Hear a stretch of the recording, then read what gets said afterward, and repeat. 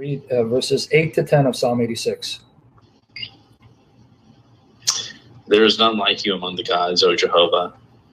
Neither are you like any works like yours. All the nations whom you have made will themselves come, and they will bow down before you, O Jehovah, and will give glory to your name. And then what does 10 say? For you are great, and you are doing wondrous things. You are God, you alone. Okay, so Psalm 86:8 says, is there anyone like Jehovah among the gods? No. Jehovah would be unique among the gods. Okay, and then Psalm 89:6, does any of the Son of God resemble Jehovah? No. Okay, now read Hebrews 1:3 for me.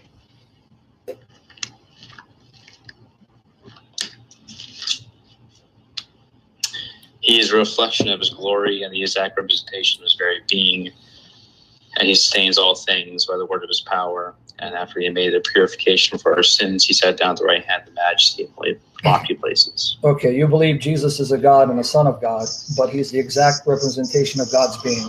How is that possible in light of what you read from the Old Testament? Well, he would be more of a representation of his very being than, let's say, the angels are the judges who are called God in the Old Testament. But that's not what Psalm 89:6 said. It's talking about the heavenly beings, the sons of God in the skies above. None of them resemble Jehovah. Now, if the Bible's consistent and you believe he's one of the sons of God, you didn't answer the question. How is this Son of God the exact representation of God's being when none of the sons of God resemble him? You didn't answer the question, so I'll try it again. All right, well, he would. It's a pretty interesting question you put out. You're bringing in a. I'm not trying to dodge a question at all. It's an interesting question.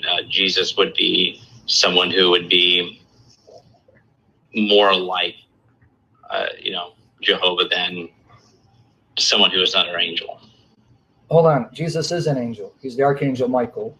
And he's one of the sons of God. Psalm 89:6. Michael means who is like God. And so, well, that's which assuming. Would be blasphemy, correct? Is that blasphemy? No, because I don't believe he's Michael, but you do. So it's blasphemy on your part. You're right. You're blasphemy. But is the name Michael blasphemy? No, Michael. The name Michael means who is like God. No, it can also mean he is like God. But he is like God. But my point to you, Michael is still a son of God. He's still a God. He's a creature. There is no exception or exemption in the passages you read in Psalm. We read it clearly in your translation. No God is like Jehovah. None of the sons of God resemble Jehovah. And I'm still waiting for you to reconcile that with the fact that this Son of God is the exact representation of God's being. How is that possible? There's no contradiction between the New and Old Testaments. So you don't believe that God can send someone who would be an exact representation of himself? No, I don't believe the Bible contradicts. If Psalm says none of the sons of God are like Jehovah or resemble Jehovah, that means none of the sons of God are like Jehovah or resemble Jehovah. So if Jesus is a creature, you just created contradiction, and I'm waiting for you to reconcile it for me. I'm still waiting. My wife's texting me. Okay. So I can't. Say it again.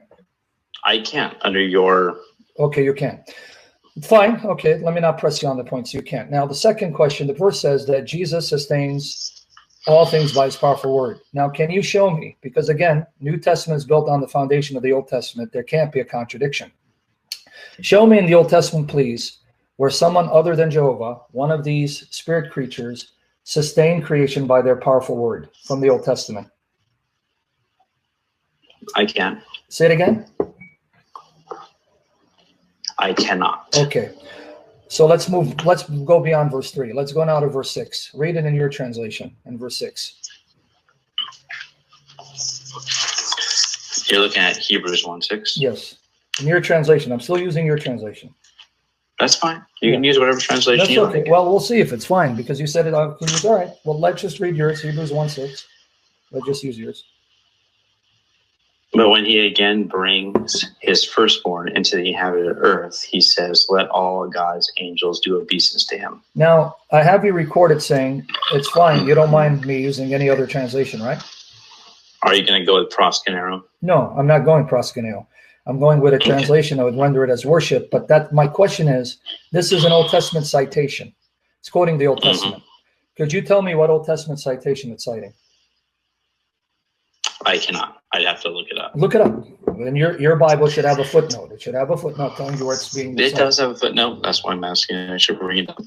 Okay, look for it. It's under S, and that is Deuteronomy 32:43. Okay, now you're aware when it gives you the note, Deuteronomy 32:43, it's not talking about the Masoretic textual tradition.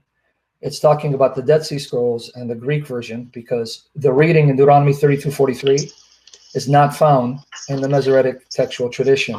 So that's why if you look at your Old Testament, you won't find what it's referring to. So go to Deuteronomy 32:43, and you're not going to find the reference, because this citation is based on the Greek version, the Septuagint, which now has been confirmed by the copy of Deuteronomy and the Dead Sea Scrolls. But just so you can confirm it for yourself, read your English translation in your Bible to see if they have anything that remotely sounds like Hebrews 1:6.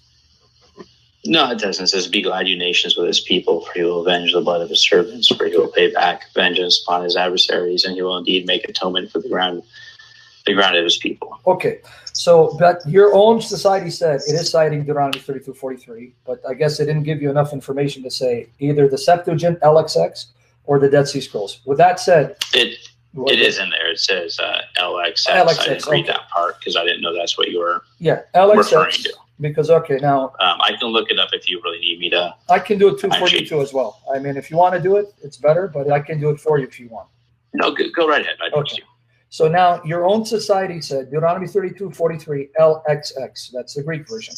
So I'm going to go now the English translation of Deuteronomy 32:43. Okay, now I'm going to look at it. I'm going to go there. I'm going to read it. Alrighty then. Now, Deuteronomy 32:43. Okay, here it goes. So I'm going to read it. Rejoice, ye heavens, with him. Rejoice, ye heavens, with him. Let all the angels of God worship him. That's the phrase, right? Let all the angels of God worship him. Rejoice, ye Gentiles, with his people. Let all the sons of God strengthen themselves in him. For he will avenge the blood of his sons, and he will render vengeance and recompense justice to his enemies, and will reward them that hate him. And the Lord shall purge the land of his people. So just the two phrases again.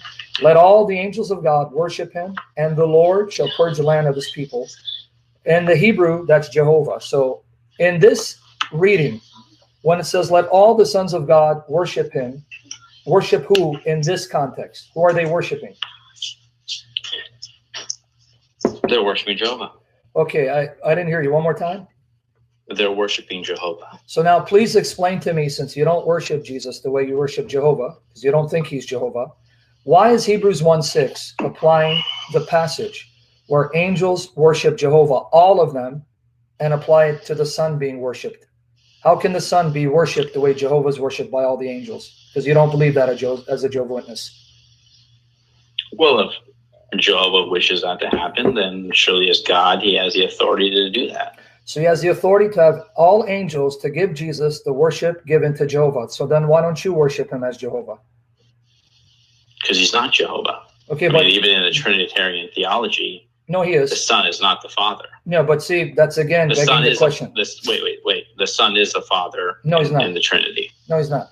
Okay, well, there you go. No, but you're not listening because you just misrepresented the Trinitarian position. It's your assumption that Jehovah is the Father alone. Wait. Can you please let's not change the subject. Yes, I'm trying to. You believe the Father is Jehovah and only he. We don't believe that. We believe the name Jehovah is applied to the Father, the Son, and the Spirit.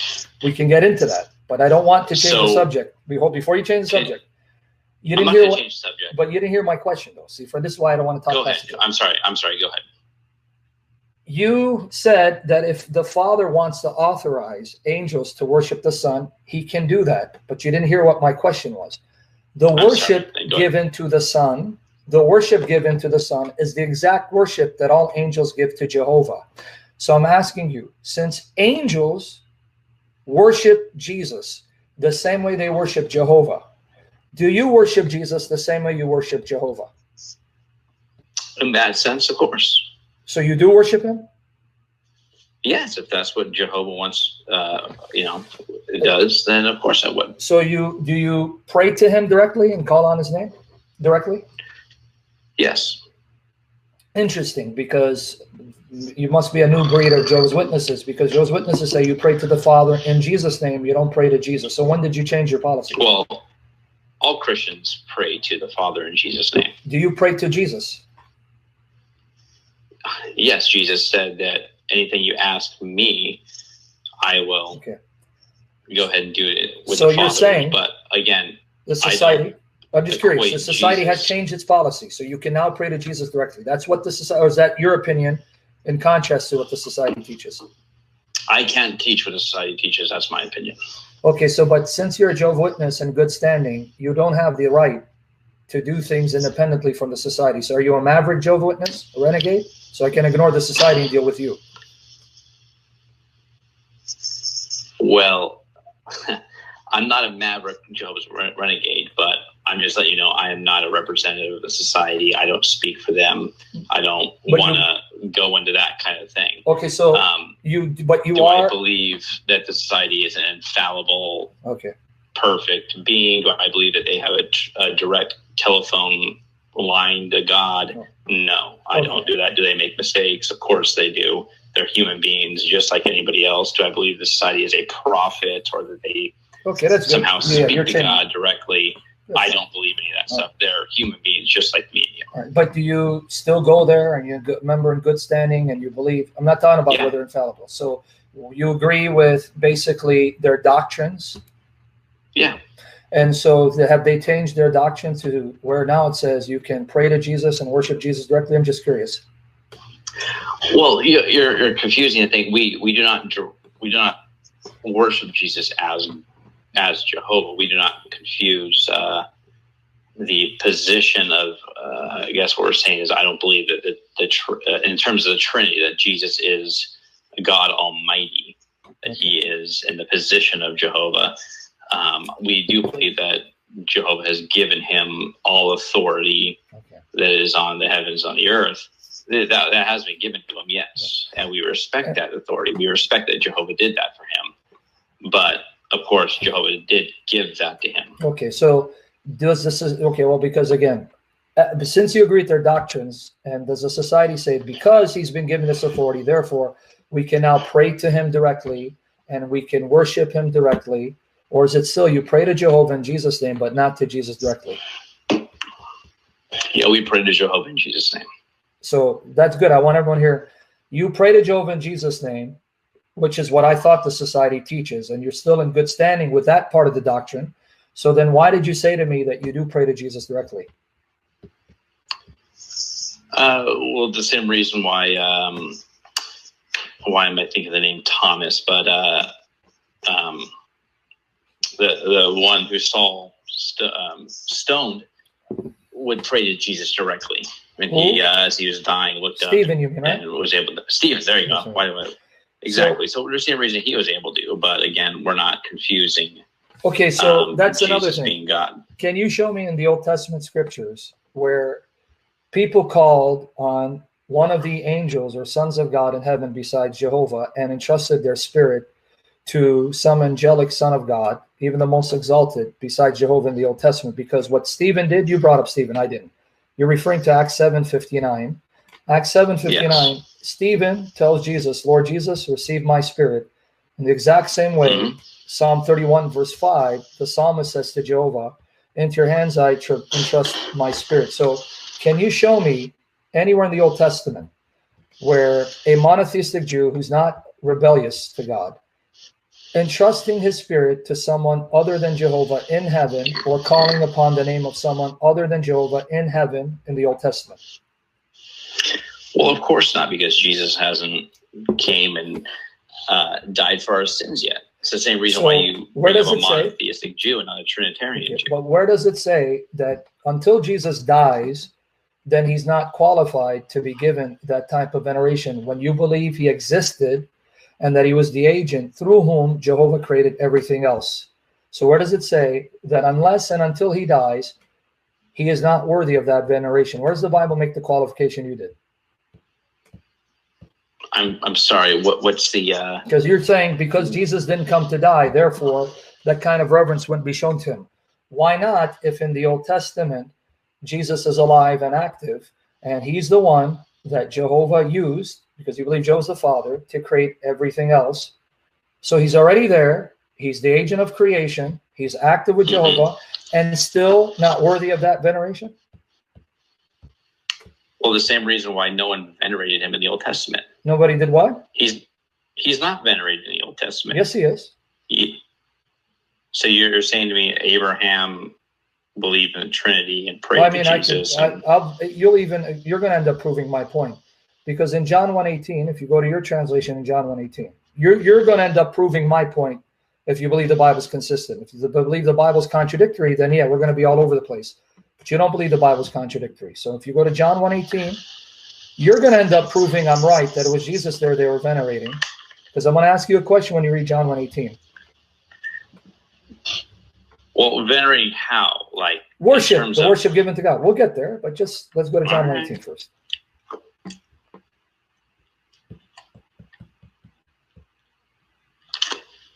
John 1:18.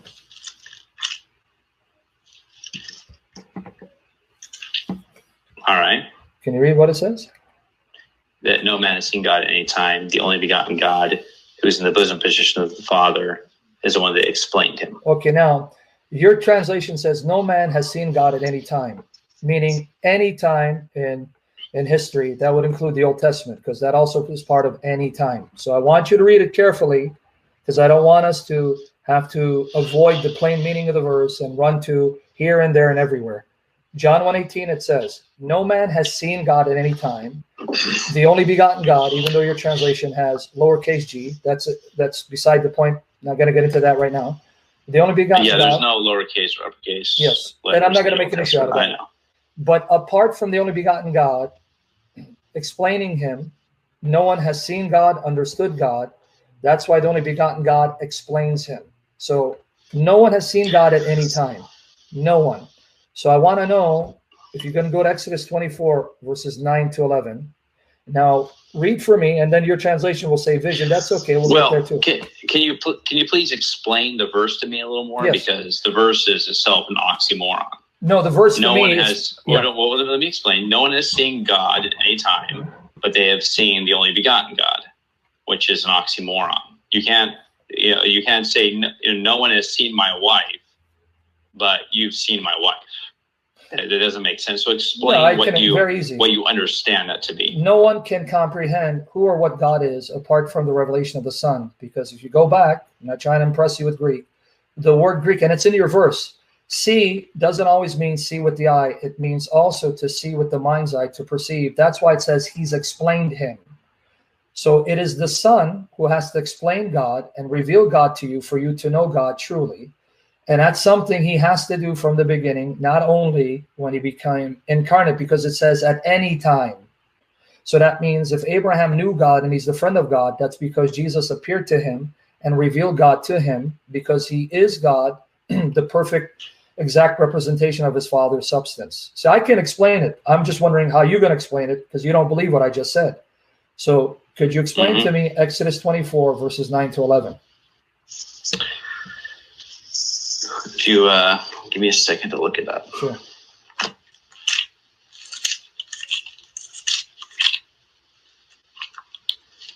Nine through 11.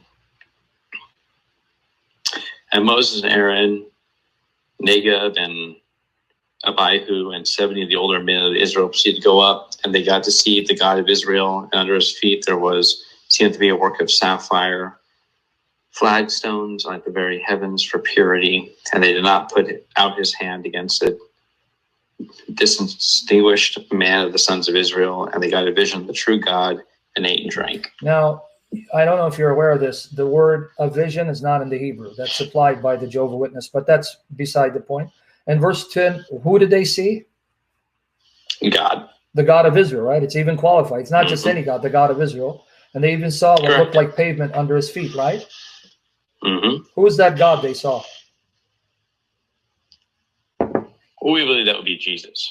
You believe it's Jesus? And you believe he's the God of Israel?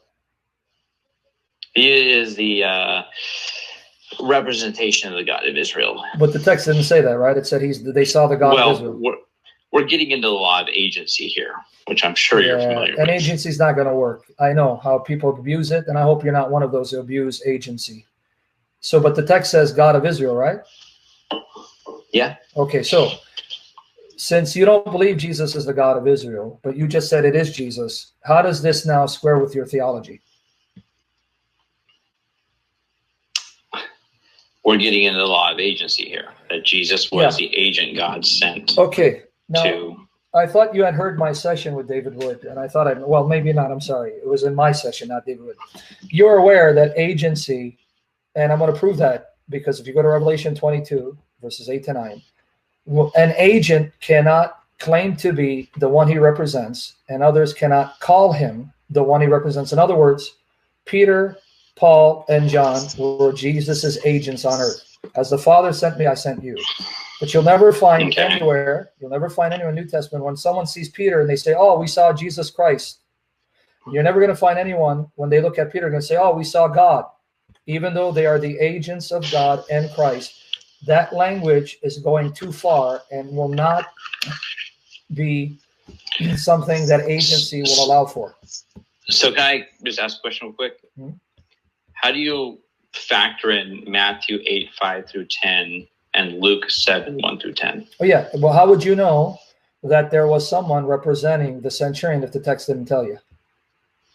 In other words, how do you know it's agency? So now the text told you, but there it says that. Oh, but you're looking at, but the text didn't tell you. You're looking at a completely different text. Yeah, and I'm answering you.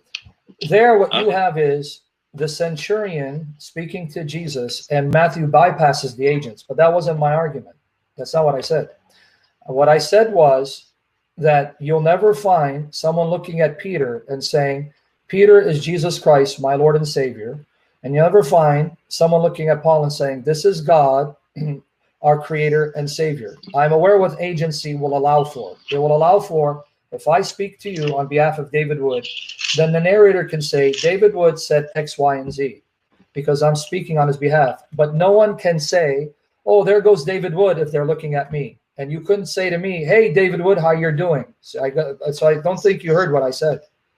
So, and I'll prove it to you. If you go to Revelation 22, verses 8 to 9.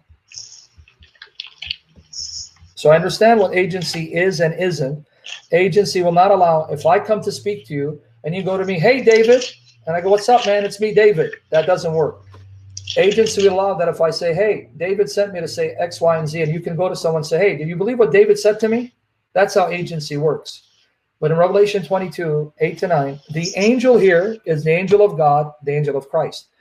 And yet, though he's God's agent and he's Christ's agent, look at his response. With the angel of God or angel of Christ? He's the angel of God in Revelation 22, 6. Read it. It's right there. But not the angel of Christ. Yes, it is. Revelation 22, 16. It's both. It's right there. Revelation 22, 6 and 16. The Lord, Jehovah, in your translation, is the Jehovah, the God of inspired utterances, sent his angel. In Revelation 22, 16 says, I, Jesus, sent my angel. Yes. Revelation 22, 6 and 16. It's right there. Yeah, but you're also kind of, you got to read the very first chapter of Revelation. It doesn't matter. Whether it's God's angel or Jesus' angel, the point still stands. If he's Jesus' angel or God's angel, he still does not allow people to worship him. He doesn't call himself God. They don't call him God. He says, I'm a fellow slave of you. Why? Give me 1 second. I'm going to plug my phone in because it's dying. Okay, go ahead. It might be the headphones. Might be see me move around the house. But wait for it.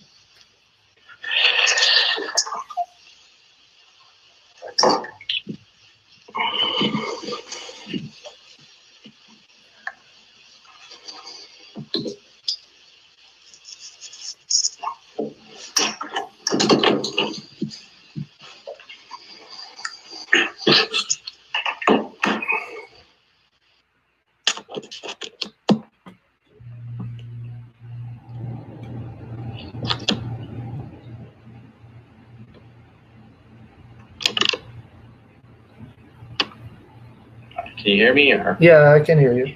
Go ahead. All right. I'm going to turn you up because I can't hear you right now. Yeah, turn it up so that we can. I can hear you, but I don't want to hear you faintly. I want to hear you. Sorry, you're beautiful. Yeah, you're doing good.